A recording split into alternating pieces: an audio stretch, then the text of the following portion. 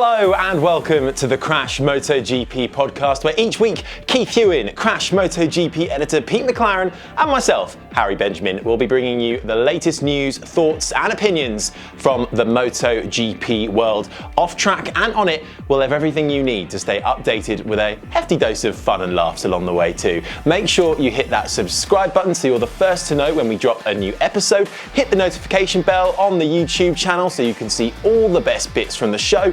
Leave us a review on your chosen podcast player, and for all the latest breaking news, features and exclusives, head to crash.net.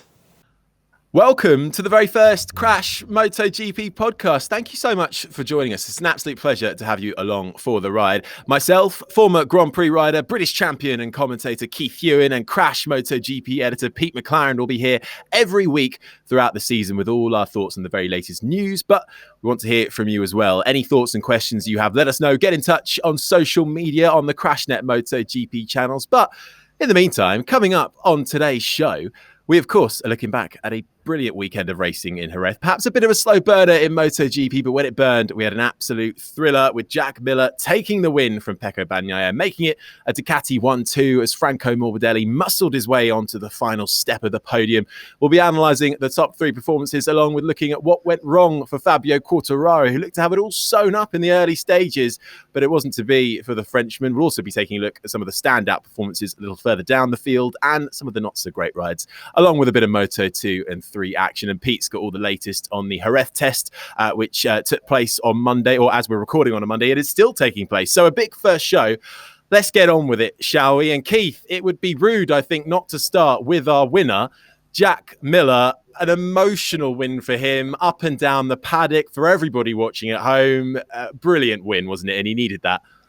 Yet to find anyone that's going to be up against that particular statement, I've got to say, Harry, I mean, one of the best blokes in the paddock, no doubt about it. Really good guy, really down-to-earth guy. His parents, they're good fun around the paddock as well. So there's not going to be any one person that's going to think anything against that. I mean, what a time for Ducati to come up with a 1-2 as well. I mean, absolutely outstanding for them. No one would have predicted that situation. Quartararo, of course, was doing what we thought he would do early on. Before we all start to scratch our heads, wondering, what on earth is going on? I was right up against the screen trying to see if it was tyres or whatever it was, and everyone was trying to speculate on what was going on with Fabio, whether it was his bike, whether he got a misfire, or even shut up the commentators, I heard, and that's very rare indeed. So they shut up so we could hear the bike just to see if it was misfiring or something. And then I think it was JT who was the first to spot it, James Toseland, who actually texted in to the BT commentary team to let them know what was going on. He cottoned on really early on. Bearing in mind that he's a man that's suffered arm injuries before. And it's a situation that he recognised just a tad earlier than everyone else, that maybe Fabio was suffering with that arm pump injury. Well, what exactly, can you explain what exactly is arm pump? What happens to the rider's arm?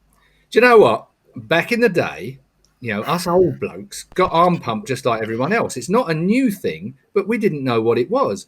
I'd wander around all week with a big grip in my hand and a rubber ball, thinking I was too soft and couldn't ride a 500 Grand Prix bike and I needed to have more muscle. But what I was actually doing was making it a lot worse. You've got a sheath effectively inside your arm that's got a muscle inside it, and the muscle has nowhere to go. As it becomes more developed, as you use your muscle more, obviously it's the right arm that you're going to have most trouble with most of the time. Although Cal Crutchlow has had both arms. He's had carpal tunnel for both arms. He had operations on both arms. There's some quite famous names that have had quite tricky work done in modern days. But the muscle outgrows, and the pressure that it's under.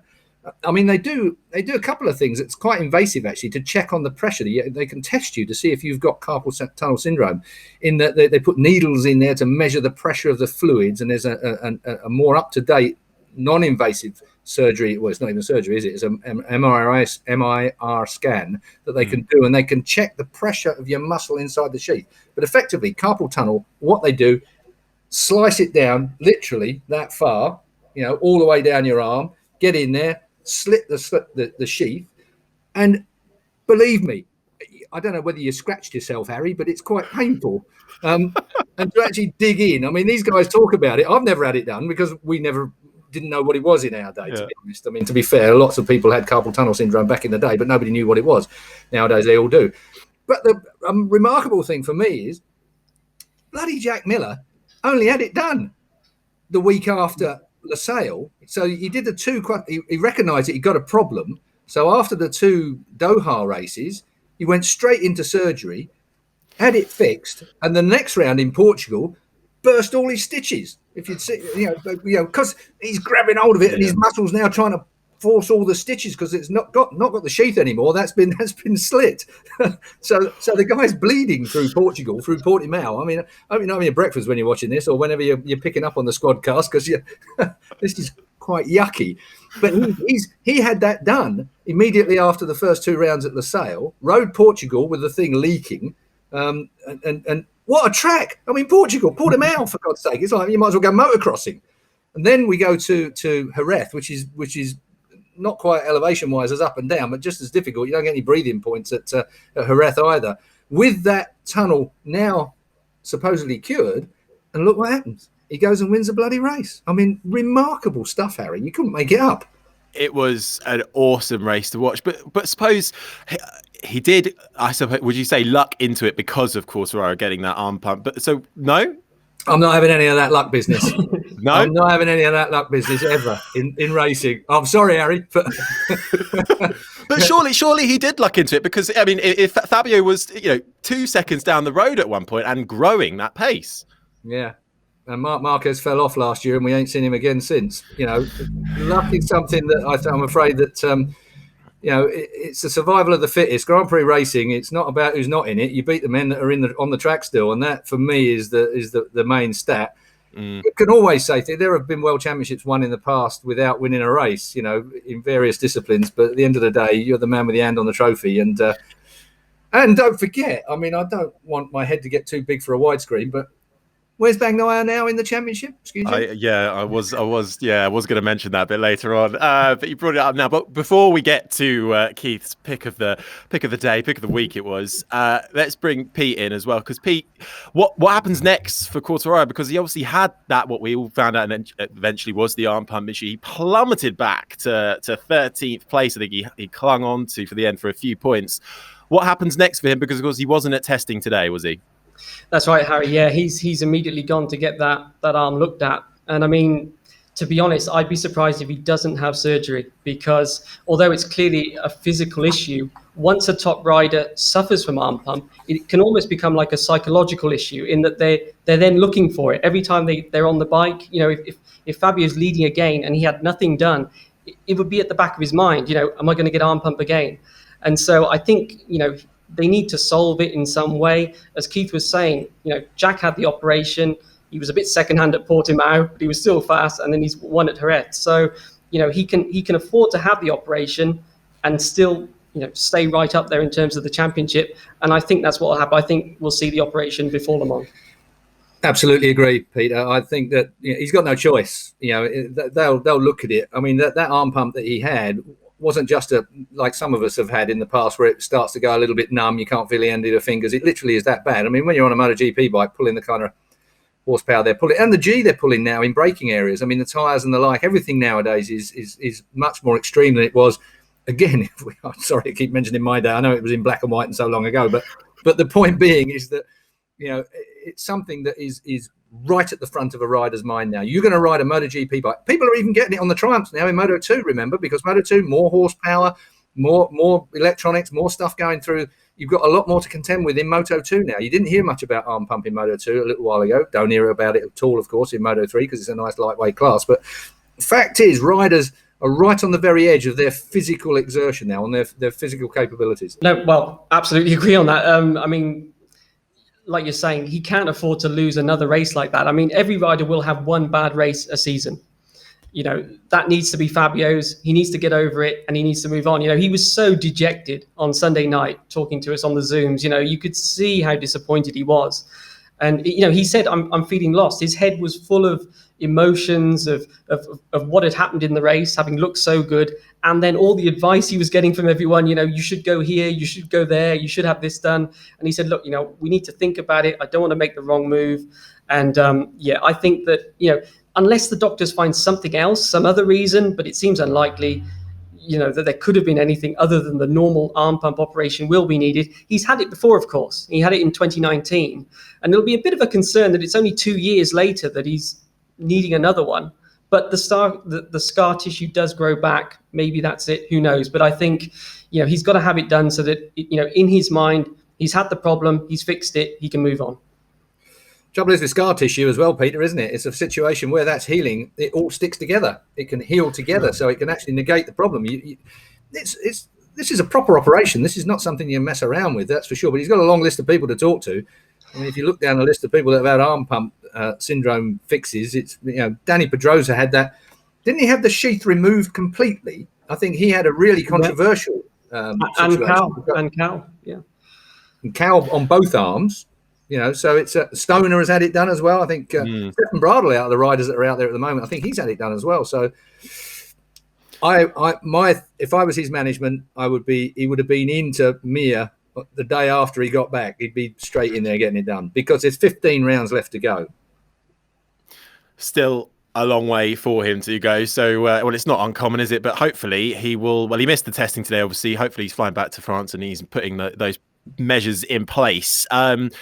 Third place man I want to move on to next, Franco Morbidelli. He actually, after he said he wasn't really confident he would be able to get on the podium, and I don't know if you've heard, but he's on a 2-year-old Yamaha and he's not happy about it, is he, Keith? He certainly isn't, is he? No, I mean, Frankie's known as being an easygoing, laid-back guy, but I think it's been hard even for him to finish title runner-up, top Yamaha, and then watch all of these other guys getting new bits on their bikes, and he's got basically the same bike. He's got a few little upgrades, but there's only so much he can do.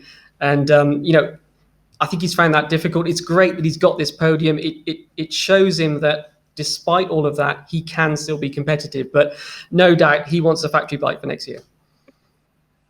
I don't feel at all sorry for Frankie Morbidelli because he's got the entire world on his side as it is at the moment. I feel sorry for Razlan Razali. Razlan Razali had a team that he built in 3 or 4 months, him and Johan Ziegfeld and the rest of the team as well, the Petronas Yamaha M1 team, an independent team that didn't even have a workshop to work out of. Razlan Razali was doubling up as the CEO of Sepang International circuit. He had no team under his belt at all. They built that team. They came out the box with Morbidelli and Quartararo, did a fantastic, fantastic job. Too fantastic because they ended up with what I've said before was likely to be a poison chalice. As it turns out, I'm disappointed in myself being accurate for a change, in that Valentino Rossi was basically foisted on them. There was nowhere for him to go. He was a factory Yamaha man. They promised him a proper factory bike in an independent team. That's what he's got. So Morbidelli's looking across the garage. There's quite often that old saying, isn't it, in motorbike racing, and you hear it often from old racers, in that careful what you wish for. Sometimes a new motorbike doesn't suit you. You can get on a factory, I've done it myself, get on a factory motorbike and you suddenly think, oh, I'm having to try twice as hard to make this work. And trying to work your way around the new bits, the new style, the new angles, everything that works on it is really tricky. But I think in Valentino, well, let's talk about Morbidelli like you first said. I mean, Morbidelli, yeah, he's on the old kit, but it's all tried, tested, got the data, got everything he needs. And nothing really has been that much upgraded from last year because there's been a development freeze from last year. So the same stuff they've got this year. So the fact is, it's not that far behind. It works really well for him. He's got this a bit like a lovely, nice, well-worn-in glove that he knows so well. And he picks up the pieces. Places like last weekend, proved it. Morbidelli is more than capable. And his stock value is so high at the moment. Yamaha have either got to look after him at some stage or he's off. Exactly. And when you look across the garage, does that pile on the pressure hugely for Rossi? Because everyone kept saying, didn't they, that it's okay. It's, Qatar, Portugal, it's okay. It's Jerez where we'll find and he'll get his feet and we'll see the true pace. That has not happened. The qualifying was awful. He didn't finish in the points. He just didn't get the grip. He's not liking it still. Does that pile on the pressure for him? Is there pressure up against him? Is it too bold to say that if he carries on that way and Morbidelli keeps on scoring these consistent podiums, is Rossi gonna want to stay on that bike for the rest of the season, given the performances he's doing? Do you want to go with that one first, Pete? I've always got plenty to say, as you know. So I think he's certainly going to stay on that bike for the rest of the season. I mean, but as he said himself, they're running out of ideas, and that's the trouble. And MotoGP is so close now. He finished 22 seconds behind. I was looking back 10 years ago, that would have been 6th place at that same race. Everything has got, it's like a spring that's been compressed. The whole grid is so close, and you can't afford to make the smallest mistake. And it was as Keith has said before, the problem he's got is this rear tire construction is a bit softer now, and he's just having trouble with it. He can't adapt to it in the same way as he did in the past. And where do you go from here? As you say, what more can you do? There's a day of testing today, as we're saying. Obviously, they'll be trying things, but certainly Jerez is a track that he's done really well at the past, and the qualifying was the same as Portimao.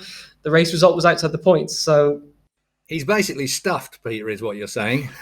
He's on the factory bike. He's 42 years old. Everything's as tight as a duck's what's it, and there's always respect in the paddock, but the second that lot sniff a bit of blood, whether you're Valentino Rossi or Tito Rabat, either end of the grid, it doesn't matter.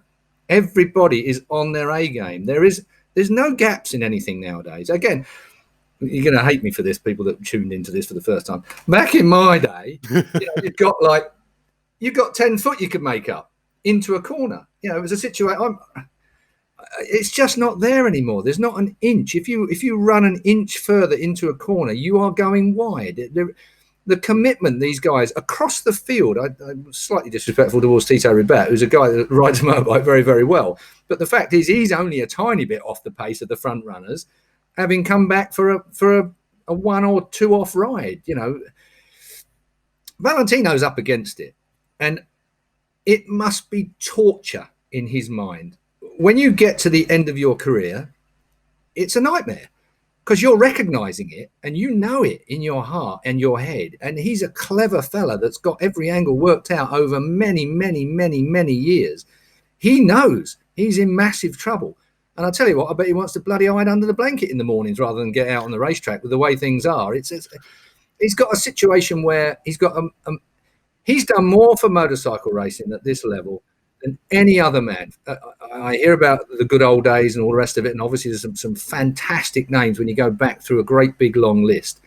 But Valentino Rossi is the man. There is no one else that's done more for motorcycle sport than Valentino Rossi. He's taken it global back in the day when it wasn't even a global sport, when we only really went to Europe. We didn't go to half the countries we go to nowadays. Valentino Rossi is the man, and to see him struggling like this, I hate trolls. I hate people that get on his case and give him shit effectively, when he's the greatest man on a motorcycle, has been perhaps now. But don't disrespect him, because he's put us all in the position we're in. We're all getting paid because Valentino Rossi has made it a global thing, and all your two-faced journos, papers, broadcasters and the like have all got off on the back of Valentino Rossi, and they're all ruining the day. They're all thinking to themselves, Christ, what happens if we lose Valentino Rossi? We're going to lose half our viewers. Nobody really cares about him as well as they should do, but I do. He's a sportsman that you've got to admire. You have got to agree with me surely on that one. I don't think anybody could disagree with that, Pete. No, absolutely. And I was going to say, and that brings us on to the news from the weekend of his team in MotoGP next year. Probably, Harry, what you're...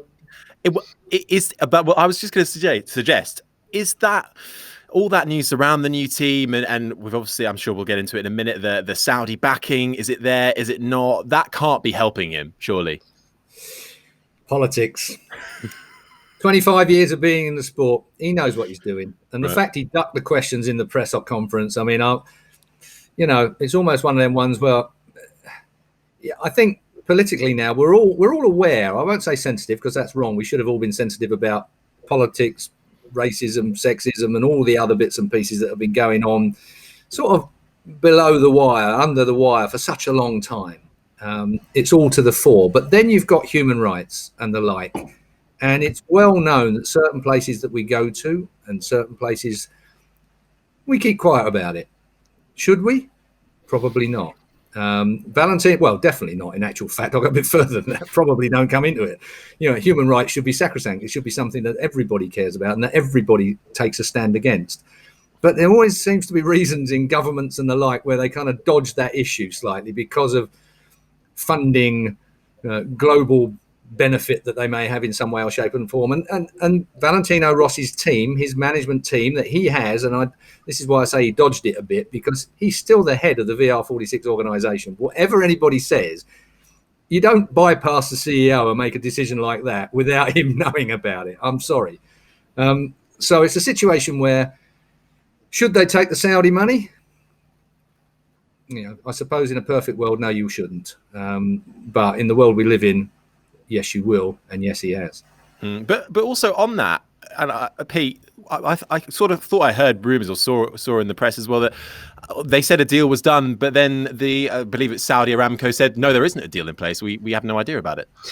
It was strange how it was all announced. Normally this kind of thing would come from the team itself, but there wasn't a VR46 press release as such. It came from Tenal Entertainment and Sports, which represent the Aramco side of the deal, apparently.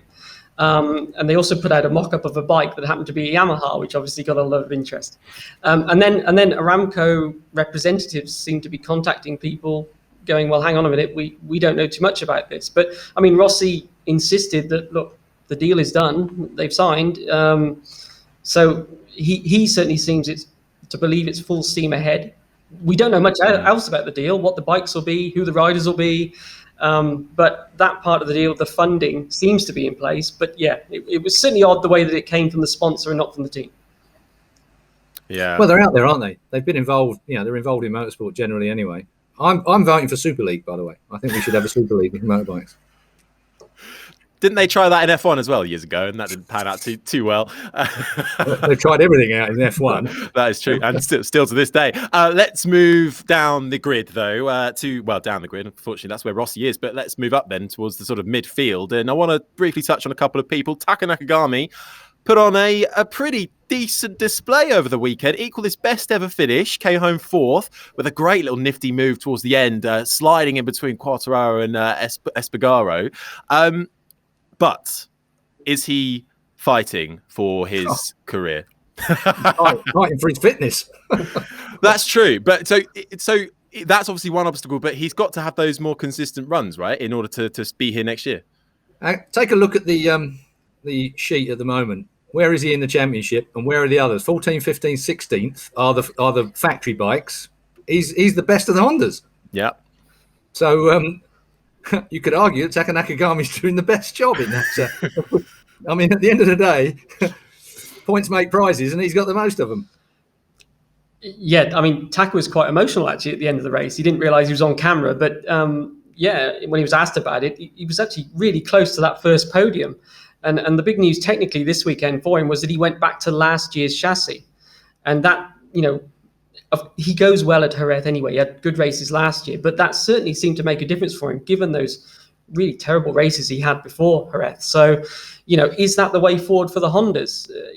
Pol Espargaro seemed a bit dejected, to put it mildly, saying everyone's got different things, which makes it hard for them to compare between each other. So, I mean, what do you think? I think you need to elaborate on that, Peter, because I think that is a major, major issue, isn't it? I mean, the very fact that Pol Espargaro, Honda are going to hate that kind of lucid comment. I mean, but haven't you noticed, Peter, in the past, Honda do it their way. There's the Honda way or no way. If you want to move a footrest, if you're a Honda rider, you want to move a footrest, the engineers rule at Honda. They say how it's going to be, and the riders have to work it out around what the engineers say is best for the motorcycle. It's almost like there's a disconnect between rider and engineers sometimes back in the factory. And I wonder if running 4 different setups is desperation rather than a coordinated package to try and get them to the best end. Yeah, I mean, we've seen KTM, when they've been in trouble at a race, kind of spread the work out between their riders, haven't we? And they've all kind of worked together as a team, gone, right, each of you try something different on day one, then they all kind of report back, and then they sort of go with whichever they think works best. But this doesn't seem to be that. This doesn't work in that. It's individuality, as Paul was saying, that they're each kind of doing their own thing without there being that kind of central control over it, of being able to then share the progress that one of them might make. Yeah, trouble is, the progress that was made so often belonged to Marc Marquez, And if you remember all the comments that Cal Crutchlow would say, I'd look at his data and there's no way I could ride a motorbike like that. It's a situation where the data that came back from the alien that is Marc Marquez, that no other rider, they could understand the data, they could see what he was doing in the data, but that no one else could do it. The amount of front wheel lockups he had all the time was just incredible. And Cal always used to say, we've got free access to Marc's data, but you might as well be a blank sheet of paper because you can't work off it. And exactly, and the other thing is maybe that I think we all thought that Marc was being held back physically, that it was all a matter of Marc getting the strength back. But maybe, after these accidents this weekend, part of the gap has got to come from the bike. Marc's missed all of last season, all of the testing, and it seems like from the way that the Honda development is split at the moment, that they're not clear on what they should do. And part of that route of getting Marc to the top is not just going to be Marc. I mean, I think we thought, well, Alex was on the podium last year twice, so Marc will win, right? But then, at the start of this year, Alex hasn't continued that rise, has he? It's been a lot harder, and Nakagami until now. And so maybe there's going to be two sides to the Marquez story, the Marc Marquez story, one of which is going to be the fitness, obviously, but another one is going to be, can he sort the bike out to how he needs it? Things move on so fast, don't they? That's the situation. Clearly a lot of work to do for those guys. But on Marquez, Keith, he had a bit of a turbulent weekend. You think, quite a few offs, and actually, it brought up the whole question of, is Jerez still a suitable track for these MotoGP bikes? GP bikes. How do you think Marquez got on overall? I mean, he tested all the things he needed to test, didn't he? Physically, chucking it away like he did twice. They were quite big offs, and the barriers are getting a bit closer nowadays because bikes are traveling velocity-wise in the middle of the corners quite quick. I mean, track safety is an ongoing issue that people look at the Safety Commission look at every Friday. It will be comments, it'll be brought up, and there'll be comments made, and it will be dealt with because Dorna do deal with things. I mean, I have the utmost respect for Dorna and the way that they move these things on.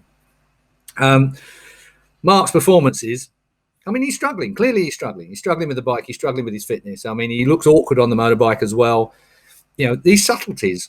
We talked about Quartararo earlier on with that arm pump. You could just about see that he was slightly different in the way that he was entering into a corner, but it was so subtle, it was difficult to work out, and yet he was in real trouble. He could hardly hold on to the bike.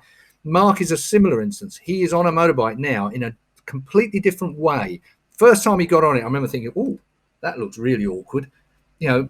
His body language, if you like, was, he just had everything slightly in a different place. And when you're a motorcycle racer of his uniqueness, that stuff makes a lot of difference. He's not riding like someone else. Marc Marquez is unique in the way he rides a motorbike. He's forced everyone else to try his style. It's a really unusual situation. When you think you know everything about riding a motorbike, you go around the corner as fast as you can, and you're braking, trail braking into turns and the like.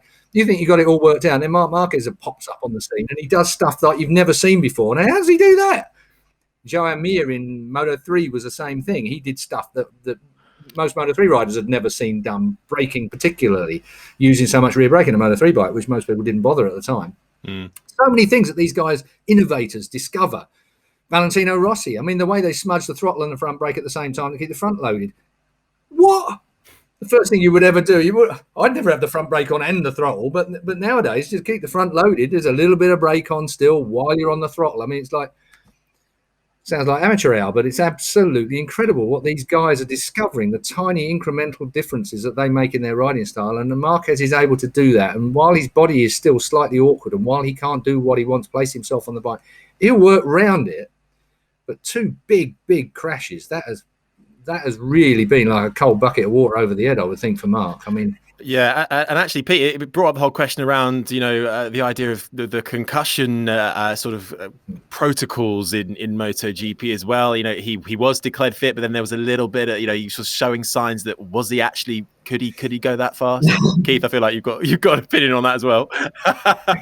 Well, let Pete answer his question first. I think sorry, I have got a lot on that because that annoyed me like hell. Their protocol. Yeah, so obviously he had the big accident. He went to the medical centre. He was checked out.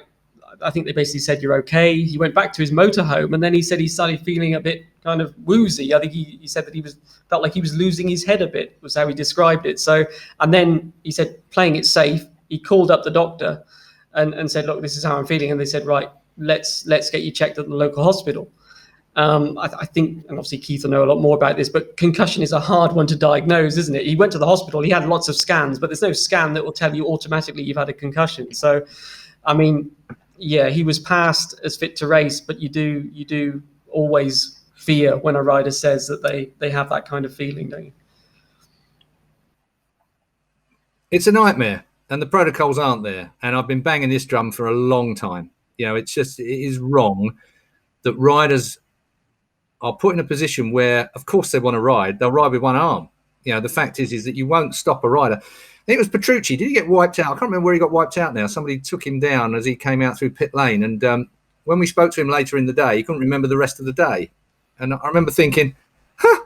And he'd gone out and done another couple of sessions in between the clattering he'd had. And I remember bringing this up with a high up person at trackside. I won't say which organisation, but they said, what do you want us to do? Do you want us to test everybody for possible concussion? I said, yeah, that's exactly what you need to do. There needs to be more than just a protocol, shine a light in the bloke's face, and say, oh yeah, both eyes are opening and shutting, and it's not too dilated, and it's not. This is 2021, and I'm sorry, there should be no room for any doubt in this. I mean, kids football, they're talking about not allowing kids of a certain age to practice headers. We're talking IndyCar, NASCAR. They have now a situation where a little light comes on when you've had the red light and you've pulled too many G when you've hit the floor, and the old helmet shows that that's it, you're out. You're out for whatever the period is that they've deemed the right amount of time that you should spend away. We should have that in motorcycle racing. Motorcycle racing is more than dangerous enough without worrying about whether you've had a bang on the head and you're feeling a bit dizzy when you go out on a bloody 225 mile an hour motorbike. It's just wrong. I don't understand it, because I think that our sport is proactive in just about everything. They've been really, really, really good with rules and regulations. They've done a very, very, very good job in getting us where we are now. Let's not fall behind on the physical side of things, on the technical side of things from a medical perspective. I mean, there must be doctors at home that wince when they see a rider that falls down, does a 360 degree through the bashing every bloody bit that sticks out, and then he gets up, and the next thing you see him pushing his bike out of gravel, and he's got it started, and he's riding back round again. I mean, it doesn't want to be over the top, but there does need to be a protocol in place, a proper, either a mechanism where they can tell how much your head has moved, how fast your head has moved. We have that technology. It's out there. Why is that not being implemented in the helmets, in the suits, whatever it might be? Those algorithms are really important to understand them and to be able to translate them into what we must do with a rider if his body has gone through that particular situation. Well, hopefully that does start to pick up pace in terms of people talking about and actually implementing it. Now, we are very quickly running out of time, but we cannot not talk about Keith's pick, his favourite, Bagnaia. What an absolute, leading the championship. Absolutely stellar weekend from him. Pecco, I think with me, I mean, I like a bit of a dark horse. I mean, it's not that I never go for the obvious one. The obvious one was Quartararo for sure. Yeah. And Pecco Bagnaia, he had a really good ride there last year before he went and threw it up the street. And he's just looking like that, like I say, like a dark horse. He's just that guy that's emerging at the moment. He's on a factory Ducati. He got beaten by his teammate. If it had been the other way around, there might have been a little bit of embarrassment going Jack's way. But I mean, a 1-2 for Ducati. Yeah, Pecco Bagnaia leads the series. I won't use the word luck like perhaps we did a little earlier on. But yeah, there is always an element of luck in life. But Bagnaia leading the series, I think he'll take that as far as it is at the moment. Even though he's a good guy, I don't think he'll be leading it by for very much longer. I think everyone's going to be digging themselves in. And by the time we go to Le Mans, the next one and the like, it's going to be all change. Yeah, it is. Oh, no, I haven't said that. Ducati's good at Le Mans. Well, we'll have to wait and see on that one. But before we round things up, we've got to have a look at Moto2 and Moto3. And actually, I'm going to just focus on Moto3 for this one because No, we got to talk Moto2 as well, Harry. Fine. Okay. All right. Fine. Yep, that's true. Come on, let's start with Moto2 then. Come on. Sam Lowe's third in Moto2. He said actually it was a massive weight lifted, wasn't it, for him? What does the future look like for him, and how good was that result over the weekend? Sam, he for me, he looked like the old Sam, out of control, making the wrong decisions in the first few laps, all over the bloody place, rushing up the inside. And then the new Sam kicked in and he just slotted back a little bit, worked it all out. Probably one of his best races he's ever had, in my view. Pete? That's why we got. Yeah, I think Sam's riding the best in his career now. I think that he was fighting for the title last year.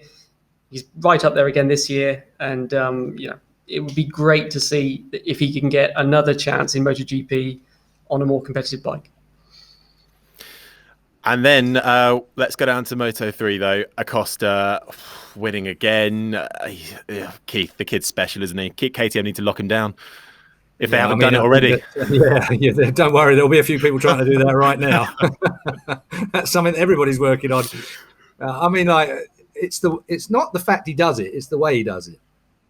He's 16 years old, but he has such fantastic racecraft. He has stuff worked out. You see that in some riders. Very rarely do you see that in riders. Most of these guys are brilliant at what they do. They absolutely understand, their motorcycle, themselves, how to go about it. But they don't quite position themselves in the right place to pick off those final few laps and make it count. But 3 wins and a second place. What's he got? A 51-point lead at the moment.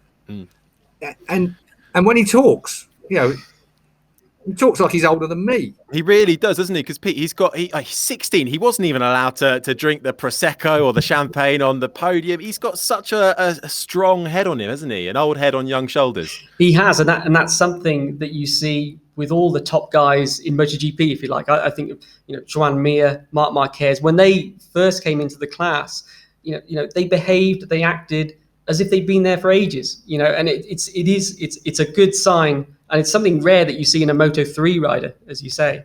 So, all the ingredients are there for him to be a real star of the future.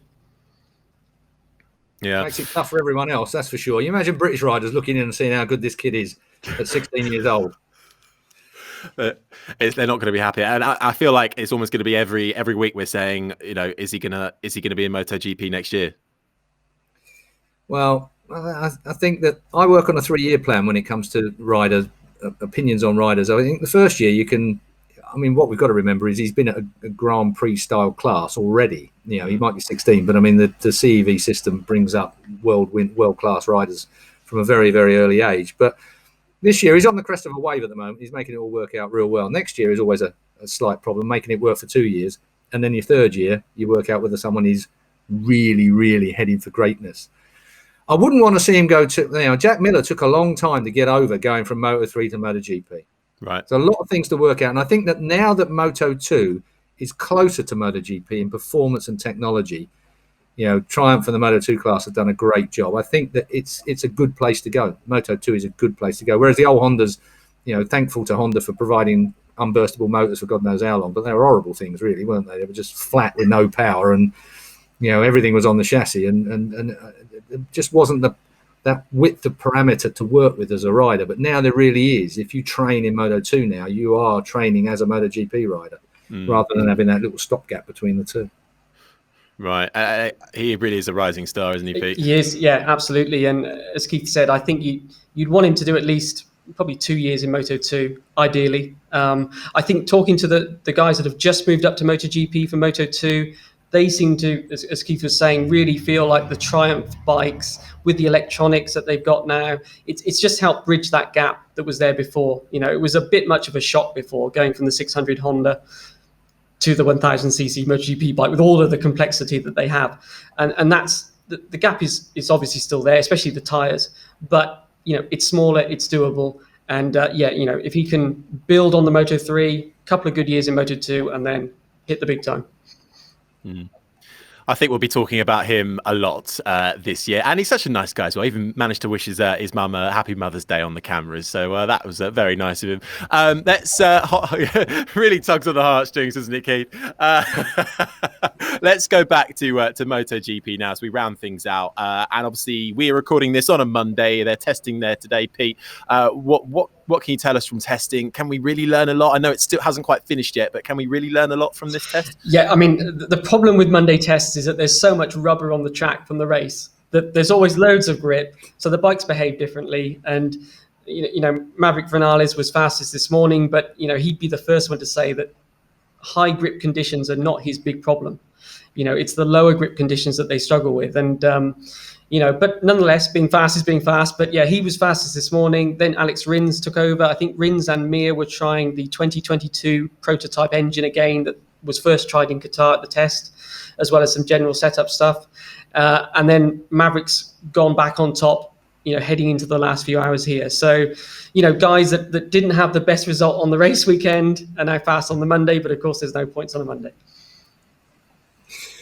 Yeah, and the trouble is as well with Jerez, as you really touched on there, is that the fact is from day to day that track changes. You only need a few degrees of difference in ambient temperature to make a difference in track temperature, and you could be half a second out compared with before. But the one point you did make about Maverick Vinales, yeah, he's fastest, but he's put a bloody lot of work in. The last time I'd looked, he'd done some 80 laps already today when I looked at the sheet just a few moments before we started doing this.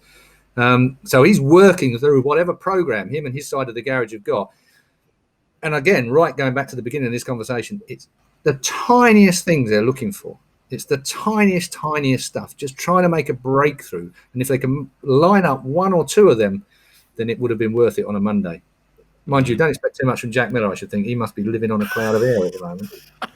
I think I'd rather be down the pub than doing a test day after I just won the Grand Prix.